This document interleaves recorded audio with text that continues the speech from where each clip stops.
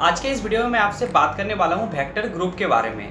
यानी कि ट्रांसफार्मर के केस में नेम प्लेट में जो है ये मेंशन करा हुआ रहता है कि वेक्टर ग्रुप DYN11।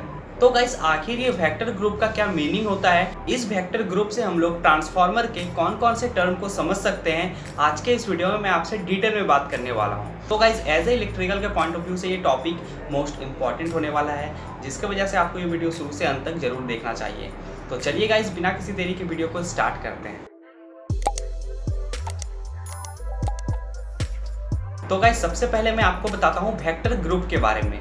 तो गाइस देखिए, वेक्टर ग्रुप बेसिकली एक फेज डिफरेंस को बताता है। यानी कि हमारे ट्रांसफार्मर के प्राइमरी साइड और सेकेंडरी साइड में जो कनेक्शन करा हुआ रहता है, वो कनेक्शन का जो फेज डिफरेंस है वो कितना रहने वाला है वो बताता है। और दूसरा हमें ये पता चलता है ये वेक्टर ग्रुप से कि हमारे ट्रांसफार्मर के हाई वोल्टेज साइड यानी कि प्राइमरी साइड में और लो वोल्टेज साइड यानी कि सेकेंडरी साइड में कौन सा कनेक्शन किया हुआ है। तो गाइस सबसे पहले मैं आपको एक डेटा बताता हूँ जो कि बहुत ज़्यादा आपको हेल्प करेगा ये वेक्टर ग्रुप को समझने के लिए। ये जो वेक्टर ग्रुप के बगल में लिखा हुआ रहता है capital D small n small y उसके बाद 11। तो एक बात आपको याद रखना है कि ये ना एक सिंबल है।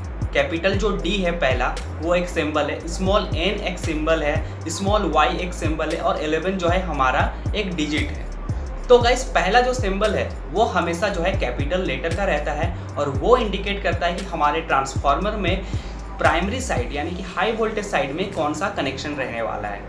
अगर वेक्टर ग्रुप का पहला सिंबल कैपिटल D है तो प्राइमरी साइड यानी कि हाई वोल्टेज साइड में डेल्टा कनेक्शन है। अगर कैपिटल Y है तो हमारे हाई वोल्टेज साइड यानी कि प्राइमरी साइड में स्टार कनेक्शन करा हुआ है।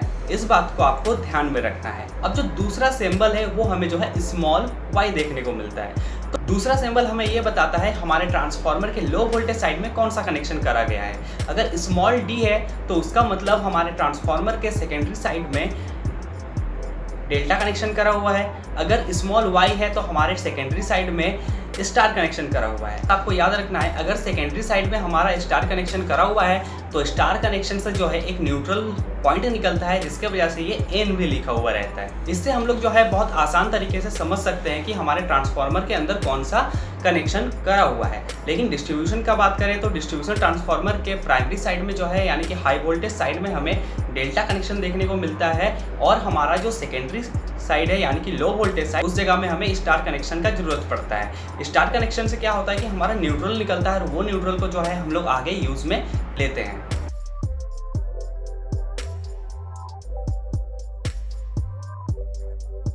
तो गाइस जितना हो सका मैं इजी लैंग्वेज में आपको समझाने की कोशिश किया, लेकिन फिर भी अगर कोई भी सवाल रह गया हो तो प्लीज़ कमेंट सेक्शन में कमेंट करके बताइए और इसके नेक्स्ट वीडियो में मैं आपको और भी अच्छे तरीके से समझाने की कोशिश करूँगा। तो गाइस वीडियो कैसा लगा प्लीज़ कमेंट सेक्शन में बताएं और चैनल पर नए तो प्लीज़ चैनल को सब्सक्राइब करें ताकि आने वाले जो भी इलेक्ट्रिकल इंजीनियरिंग वीडियोस है उसकी अपडेट सबसे पहले पहुँच जाए। तो गाइस मिलते हैं नेक्स्ट वीडियो में, तब तक अपना ध्यान रखिए।